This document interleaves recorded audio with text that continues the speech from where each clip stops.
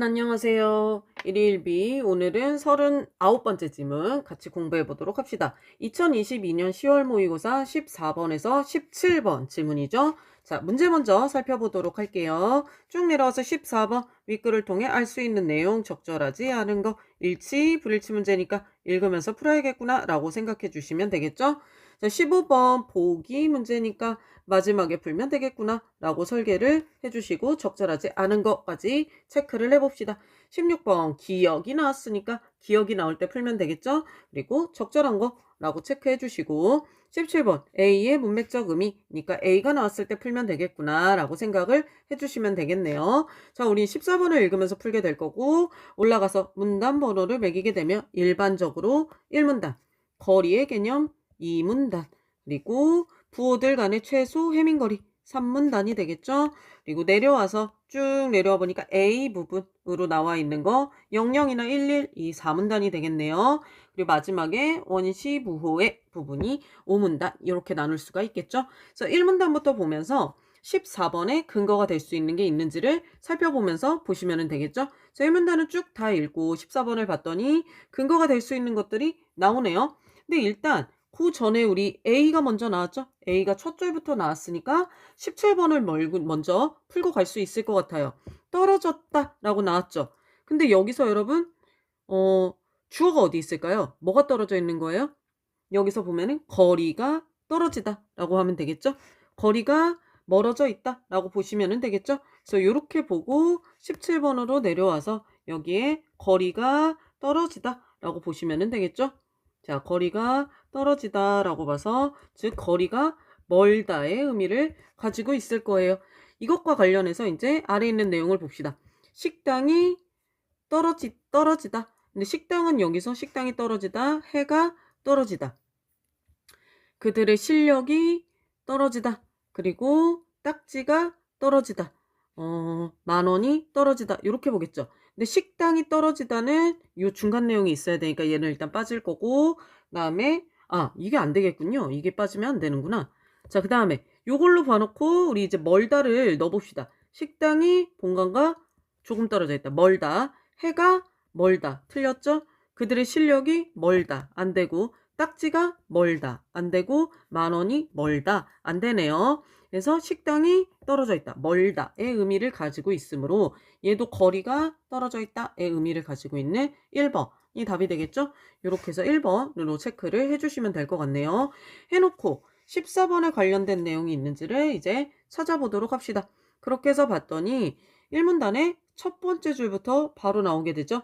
거리는 두 개의 지점이 공간적으로 떨어진 정도를 나타내는 물리적 개념이다 라고 설명을 했네요. 이게 14번의 3번의 내용과 관련이 있어요. 즉 물리적 개념에서의 거리는 뭐라고 설명을 하고 있냐면 두 개의 지점이 공간적으로 떨어진 정도이다 라고 하죠. 물리적 개념에서의 거리는 이렇게 설명을 하고 있네요. 14번 내려가서 봅시다. 물리적 개념에서의 거리는 두 지점이 공간적으로 떨어져 있는 정도를 나타낸다. 맞는 설명이 되겠죠? 이렇게 지을 수가 있습니다. 자, 이제 또 조금 내려와서 보니까 두 줄 내려와서 거리는 이라고 해서 거리는 추상적인 성질이나 가치에 대한 차이를 나타내는 척도로도 사용될 수 있다라고 합니다. 이 내용이 14번의 2번과 관련이 돼요.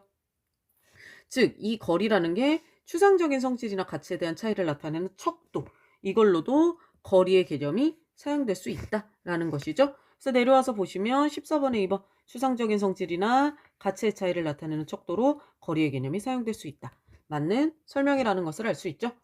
네, 이렇게 지을 수가 있습니다. 또 이제 내용 읽어보도록 합시다. 그 뒷부분에 보니까 이런 말이 나오네요. 기준이나 관점에 따라 거리를 계산하는 방법이 달라진다라고 했어요. 선생님은 이 부분만 보고 사실은 14번에 5번을 그냥 풀었어요. 기준이나 관점에 따라 거리를 계산하는 방법이 달라진다라고 했으니까 14번에 5번처럼 데이터가 표현하려는 정보에 따라 측정하는 방법이 달라질 것 같은 거예요. 그래서 이걸 일단 지웠거든요. 이렇게 지우고 갔는데 이 내용은 이 문단에 가니까 더 정확하게 나오기는 하더라고요.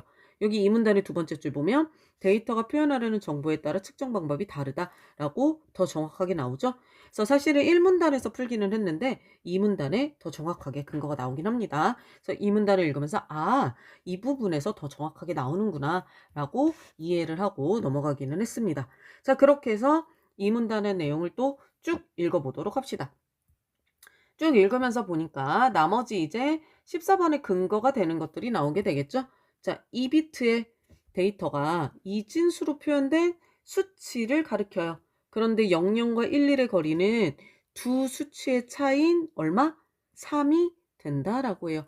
이때 2비트의 데이터가 이진수로 표현된 수치를 가리킬 때 00과 11의 거리는 두 수치의 차, 이 두 수치를 빼면 3이 된다라고 하죠. 자, 요 부분 3이 된다라고 했는데 여러분 또 쭉 읽다 보면 어떻게 돼요? 00과 11의 해민거리가 나오죠. 근데 이 00과 11의 해민거리는 2라고 설명을 하고 있죠. 요 두 부분을 가지고 우리가 14번에 1번을 풀 수가 있겠죠. 14번에 1번을 풀 수가 있어요. 이진수에서 여러분 00과 11의 거리의 차는 3이죠. 그런데 해민거리에서 00과 11의 차이는 2죠. 요걸 가지고 14번에 1번을 내려가 봅시다. 자, 이진수로 표현된 수치를 가리키는 데이터들 간의 거리는 수치 간의 차로 표현될 수 있다. 요거 맞는 말이네요. 14번에 1번 풀 수가 있네요. 요거 지울 수가 있고 요 말이군요. 4번 보시면 00과 11의 이진수 수치의 차이와 해민거리는 같은 값으로 측정된다 라고 했네요. 이 말이 틀렸죠, 여러분? 이진수 수치의 차이는 3이고 해민거리는 2잖아요. 그래서 이 말이 틀렸다라는 것을 알 수가 있겠네요. 4번을 답으로 하시면 되고 위에 올라와서 다시 정리해 볼까요? 그럼 얘는 14번의 1번과 4번 내용이 다 들어있는 거고 뒤에 있는 내용은 14번의 4번으로 고쳐주셔야겠네요. 이걸 통해서 이제 14번의 답이 이 문단까지 해서 나왔죠. 자, 이렇게 풀렸습니다. 그래서 이제 3문단의 내용을 쭉 읽어요. 자, 쭉 읽으면서 봤어요. 이렇게 쭉 읽으면서 보다 보니까 여기에 기억이라는 내용이 나오게 되죠. 그럼 이제 기억이 나오는 16번의 문제를 풀 수 있을까 해서 기억의 내용을 체크하면서 봤습니다. 전송보호는 고정된 원시보호에 확인보호를 덧붙인다라는 말이 나와 있죠. 자, 그러면 여기에 정리를 해줄 수가 있죠. 전송부호라는 것은 어떤 것이냐면 여기에 전송보호는 원시보호 더하기 확인부호라는 거죠.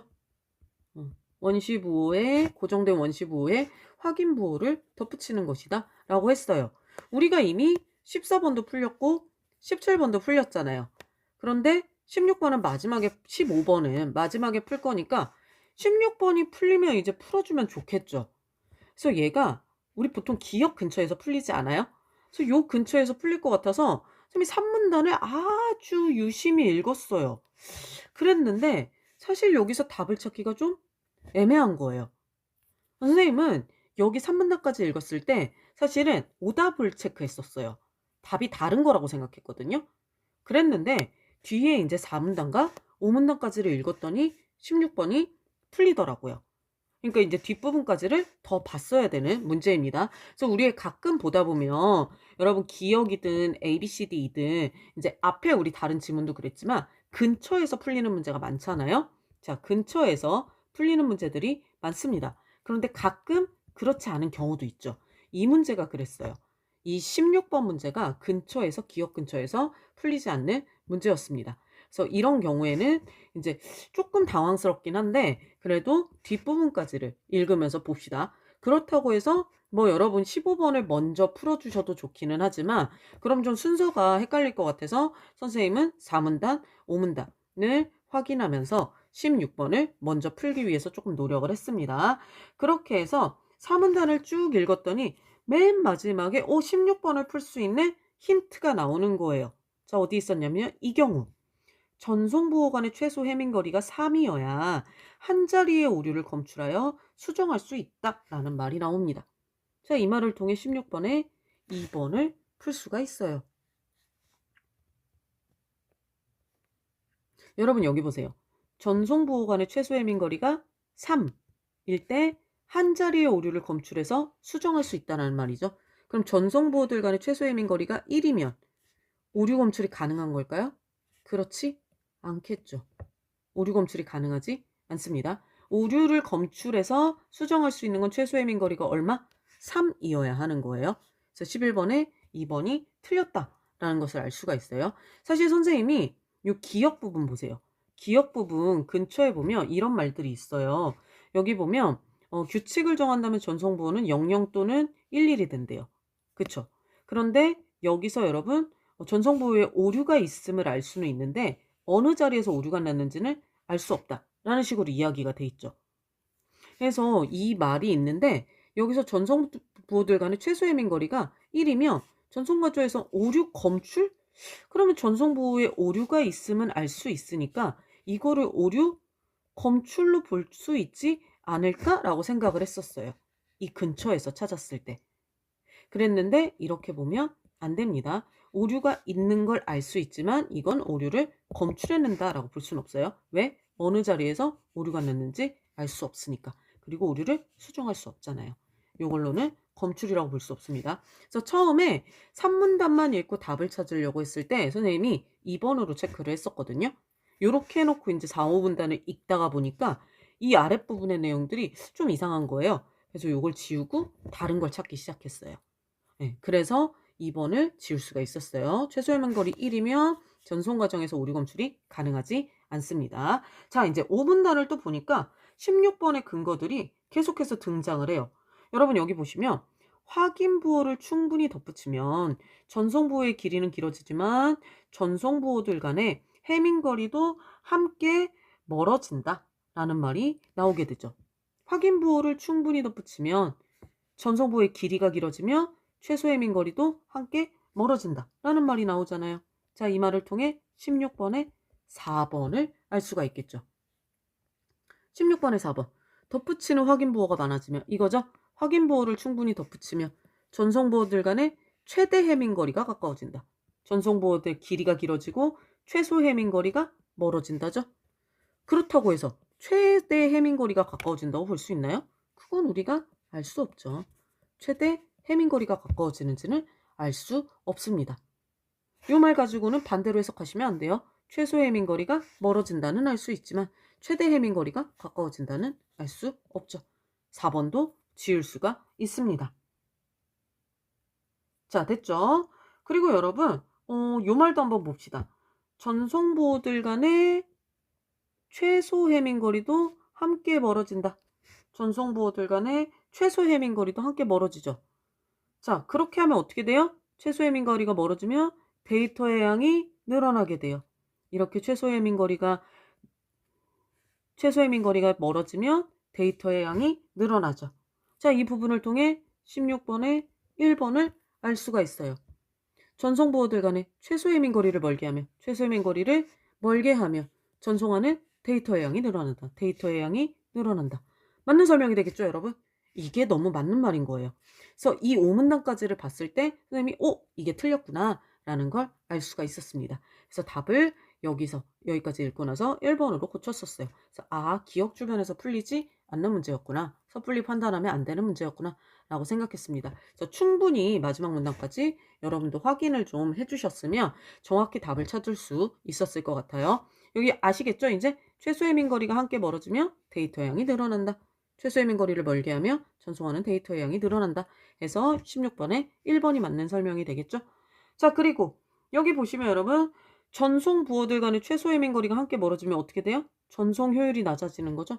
전송 효율이 낮아지는 거. 이게 16번에 5번 내용이 되겠죠? 자, 이렇게 연결하시면 되겠죠. 전송 부호들 간의 최소 해민거리가 멀어지면 전송 효율이 낮아지죠. 최소 해민거리가 가까워질수록 전송 효율이 낮아지는 거예요. 전송 효율이 낮아지는 건 최소 해민거리가 멀어질수록 이라고 해야 되겠죠? 그래서 5번도 틀렸다라는 것을 알 수가 있습니다. 이렇게 해서 찾아주시면 되겠네요. 16번에 3번은 내용이 없네요. 두 전송부의 같은 자리, 같은 문자의 개수가 많을수록 이거는 알 수 없죠, 우리가. 그래서 이것도 틀렸다라는 것을 알 수가 있습니다. 그래서 16번도 마지막까지 보고 풀 수 있었으면 돼요. 자, 그리고 이제 마지막으로 15번을 볼 건데 A 부분, 여기 4문단의 내용이죠. 4문단의 내용과 보기를 이해한 내용으로 적절하지 않은 것을 고르라고 했네요. 여기 보시면 확인부호가 오류 발생 자리에 대한 정보가 되도록 규칙을 정해서 한 자리 오류가 발생했을 때 수정이 가능하다라고 합니다. 자, 확인부호를 검사해서 P의 오류가 있으면 P 자리를 1로 표기하고 오류가 없으면 0으로 표기합니다. 요거까지 보시면 되죠? 같은 방식으로 Q의 오류가 있으면 Q를 1로, 자, 오류가 없으면 0으로 표기합니다. 이렇게 해서 0과 1로 표현된 P 자리, Q 자리를 계산하며 한 자리에 오류가 발생했을 때 그 자리를 알아낼 수 있다고 합니다. 이때 여러분 언제 한 자리에 오류가 발생했을 때 그 자리를 알아낼 수 있다라고 했네요. 여러분 여기서 우리가 뭘 나눠야 돼요? 아까 전송부호는 뭘로 나눠져 있어요? 원시부호와 확인부호로 나눠져 있다고 했죠. 원시부호와 확인부호. 그리고 A 부분에서 어떻게 설명했냐면, 자, 여기 잘 보세요. 확인부호를 덧붙여서 XPQ를 만드는 거예요. 확인부호 Q를 덧붙여서 확인부호인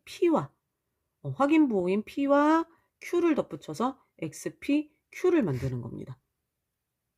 이걸 잘 보셔야 돼요.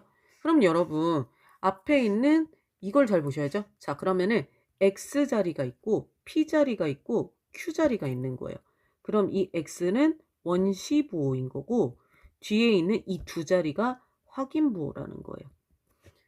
그러면 여기서 오류는 어디에 생긴다는 거예요? 여기서 말하는 거는 P 자리에 오류가 생기거나 Q 자리에 오류가 생긴 거죠.